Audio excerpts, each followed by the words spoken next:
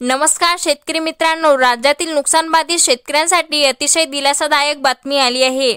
अतिवृष्टी, पूर्व चक्रीवादळ यासारख्या नैसर्गिक आपत्तीमुळे शेती पिकांचे नुकसान झालेल्या शेतकऱ्यांसाठी आर्थिक निधी मंजूर करण्यात आला असून या निधीसाठी पात्र झालेल्या जिल्ह्यांच्या याद्या सुद्धा आल्या आहेत। जी.आर. तुम्ही या ठिकाणी बघू शकता। ऑगस्ट व सप्टेंबर 2024 या कालावधीत विविध जिल्ह्यात अतिवृष्टी व पूर यामुळे झालेल्या शेती पिकांच्या नुकसानीपोटी बाधितांना मदत देण्याबाबतचा हा शासन निर्णय 4 ऑक्टोबर 2024 रोजी काढण्यात आला असून शासन निर्णयानुसार एकूण 997,04,36,000 रुपये मंजूर करण्यात आले आहेत। त्यानुसार एकूण 7 जिल्ह्यातील शेतकऱ्यांना हा निधी मिळणार आहे, ज्यामध्ये रायगड, रत्नागिरी, सिंधुदुर्ग, चंद्रपूर, बीड, लातूर आणि परभणी हे जिल्हे नुकसान भरपाईसाठी पात्र झाले आहे। लवकरच या जिल्ह्यातील शेतकऱ्यांच्या बँक खात्यामध्ये ही रक्कम जमा करण्यात येणार आहे। धन्यवाद।